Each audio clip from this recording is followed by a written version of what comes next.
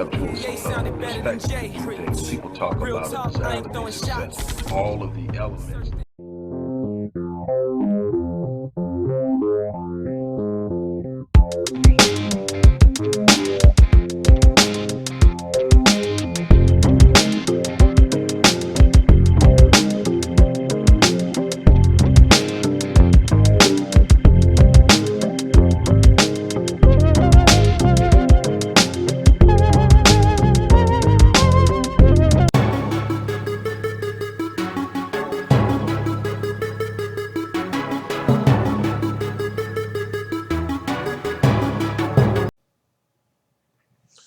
Hey, everybody. I hope that by the time you see this, you will have gotten your day off to a wonderful start.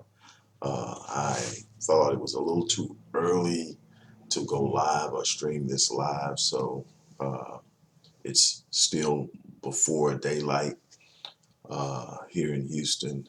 Uh, been up since around 4 um, and decided I was going to take a break and talk about this because once again, um, the victimized uh, or the victim mentality of white people want to encroach upon the right of blacks to stand ground based on historical oppression. They want to compare themselves uh, to blacks and in a sense and in way of doing marginalize the struggle that we have been through. I'm not here to preach suffering and oppression, but I am here to preach our responsibility for defending our place in history and to hold on to what's dear to us because we have yet to be repaid for the value that we've brought to this country forcefully most of the time. And I'm talking about this whole uh, K-word thing that is trending on social media now because of the term Karen being used and carrying a negative connotation. For those of you who don't know about the K-word, which is totally blowing my mind that they're comparing it to the N-word, but there is this common reference to young white girls or young white ladies, 20s and whatever, as Becky. But there's another term that is used with a negative connotation in referring to white middle-aged women, Karen. Normally, it's a white middle-aged woman that's bitter, feeling entitled, basically the typical white woman. And it has taken on a negative connotation, and there's now a push by a group of white women that want to make it a bad word. They are actually not only comparing it to the N word, they are saying at this current moment, the K word, Karen, look, check this out now. Karen is actually worse than the N word. Now, there are so many different levels to this that make it not make sense and make it uh, uncredible, non-credible, whatever you want to say. But here's the thing. First of all, how many white women are there named Karen? How many black people are there named after the N word? The N word is so bad that nobody is ever going to name their child that word. Karens are being born every day. Now, you may not like it because you don't like what it represents. You don't like the highlight that it places on you. You don't like the fact that you're being exposed for the entitled racist brat that you are. The way that you change a connotation is through behavior. If you don't want to be seen a certain way, then you must carry yourself a different way. But what we can't do as black people is allow that type of crap to have a pass. When someone comes up and compares their suffering, their struggle, their position to that of blacks, it is our responsibility to defend it. Not saying that I'm fighting to have the lowest rung on the ladder. Absolutely not. I'm fighting every day to climb the ladder and bring as many of my people as I can with me. That's not what I'm saying. What I'm saying is, don't you dare try to sit up and marginalize what my ancestors have been through by sitting up and comparing the word Karen with the word nigger. Don't you ever sit up and think that's okay. Something else that we've got to do as well is we've got to stop using ambiguous terms to define ourselves or speak of ourselves or discuss our dilemmas and our issues. We've got to stop using the phrase or the term people of color. We are black. If we're going to talk and deal with ourselves in a way that gives us unity, yeah, there are some who have decided that they're not black. There are some who have decided to view and talk of themselves in a way that they feel is more elevated. And I have nothing against that. But when I study blackness beyond what is given in a European westernized idea of blackness or connotative nature of blackness, I find that there's a lot of power, strength in blackness, in the darkness of who we are as a people. There's power. And I think that we have been trained to see ourselves in a negative light and we want to escape it, like many of us want to escape Africa. And so we label ourselves all of these things, anything except Africa, without understanding the importance of direct lineage and go on and so forth. And I'm not here to make an argument on any of that right now. I'm speaking my mind.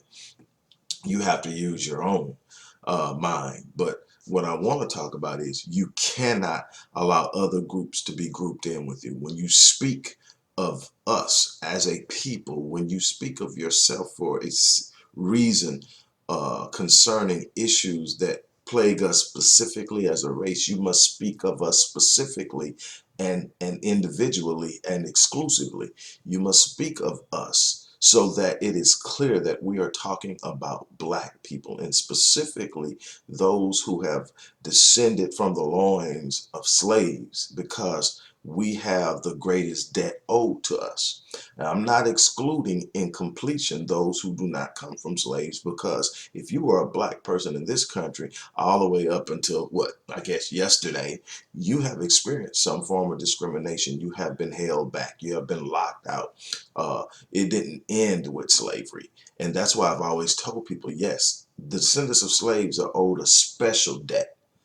But just because slavery ended didn't mean the trauma ended. We went right into 12 years of Reconstruction where terror rained down in the South on blacks and military installations until the Union installation shut down and went up north, and they brought back much of what was the antebellum era in the South. That's why we were in 1960 fighting for a civil rights and voting rights bill, because it had been stomped on in the South after the Ku Klux Klan and other clandestine organizations raided and routed the South and ran off the military and pretty much brought things back to us. They continued to fight the Civil War, but on guerrilla warfare terms without uniforms. And we don't ever pay attention to that.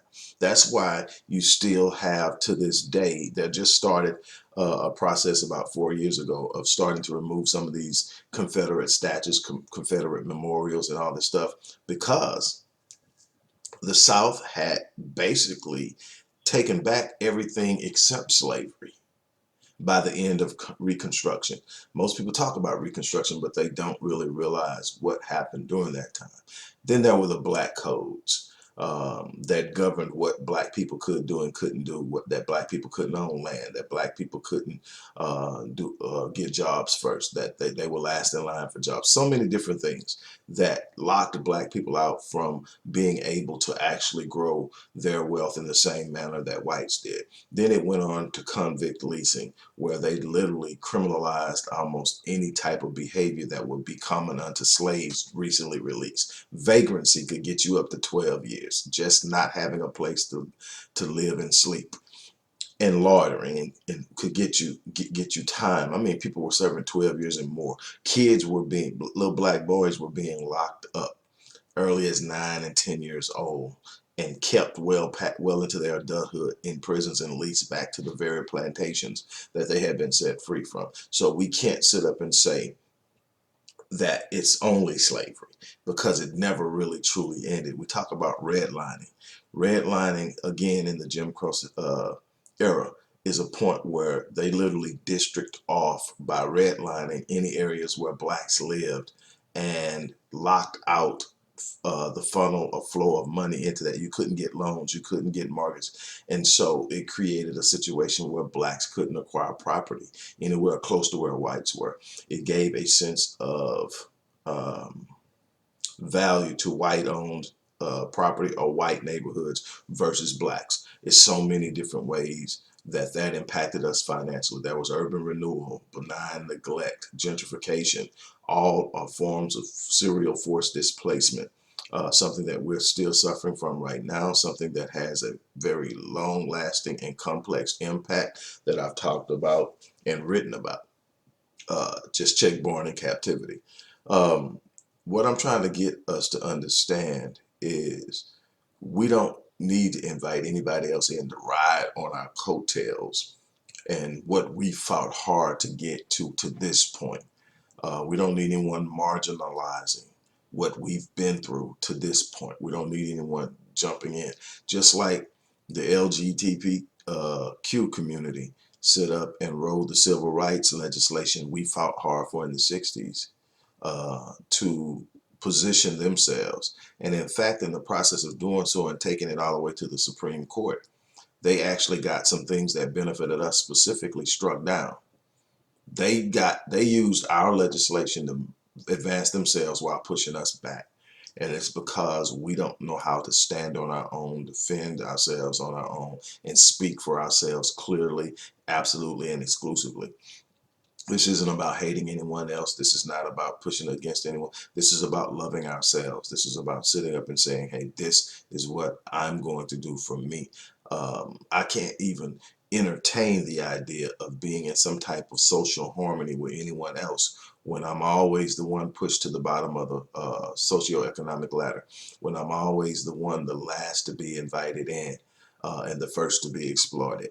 I cannot do that. So what am I going to do? I'm going to build myself. I'm going to enhance and develop myself. I'm going to strengthen the things that have been weakened by the schemes and machinations of white supremacy, a white racial caste system that has been designed with the purpose of exploiting me and maligning me.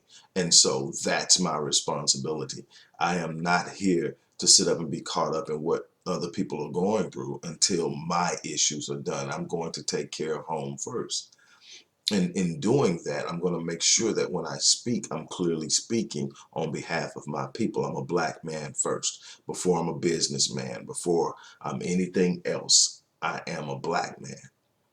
And I hold the greatest honor in that, in being a black man and loving a black woman, and everything else flows out of that. And so my challenge is to every last person is that when some idiot comes up and says that the K word is literally worse than the N word in today's culture, check that shit. Literally. Stop it where it is. Speak on it. Stop and make a comment. Don't let that ride. Yes, it's laughable, but it's also insulting. And we need to know when we're being insulted.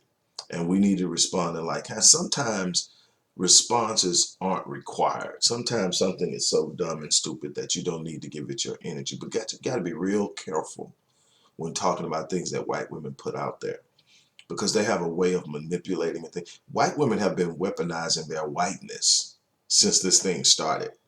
And one of the quickest ways for a black man to end up lynched was for a white woman to play the victim, weaponize her whiteness. I mean, that's how the massacre in Tulsa, what we know, the Greenwood subdivision of Tulsa, which we know and affectionately call Black Wall Street. That's how that got kicked off. That's how Rosewood got kicked off, and it's so many other instances in which a white woman said something happened to her that didn't happen to her. And look, Emmett Till, and then something atrocious happens and nothing is done about it. Now, my thing is, we have to call it, we have to speak and call things what they are. We have to speak and speak unapologetically. We have to speak and speak toward the interests of our blackness. And that's an absolute must. So I just wanted to stop by and address that, because I'm sitting here and I'm going, are you freaking kidding me? They have the audacity to say that, but here we are. So on that note, I'm going to jump off of here, get back to work, but I don't know exactly how soon this is going to go up. But when it does, I hope that you take it at heart, take it to heart, and that you act accordingly.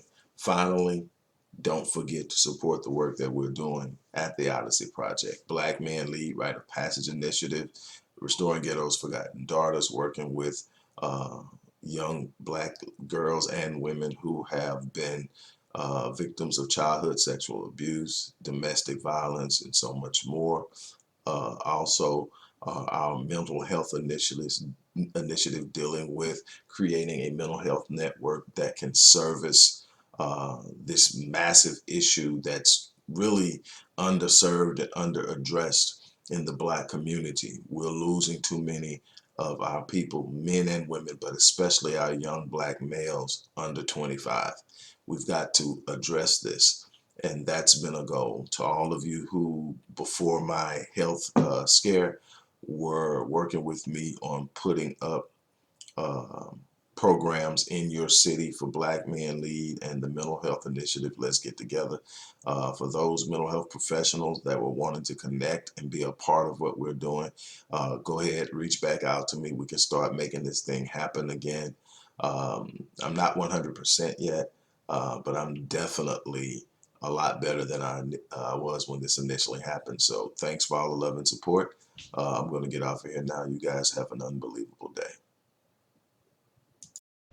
Hello, everybody. Dr. Rick Wallace here, dropping in with a little special announcement. For those who have followed me for any stretch of time, you know, outside of the businesses that I run, like Myriad Business Solutions, the Visionetics Institute, Odyssey Media Group, I also do a great deal of work inside of the inner city communities in Houston, Dallas, and other areas. I'm asking now, as we push a fundraiser, that you support what the Odyssey Project is doing in the inner cities, especially with programs like Black Men Lead, which is a rite of passage initiative, and Restoring Ghetto's Forgotten Daughters, which is a program focused on helping young girls, but boys as well, suffering from childhood sexual abuse, rape, molestation, domestic abuse, absentee fatherhood, and so many other things. The information will be in the box. Thank you.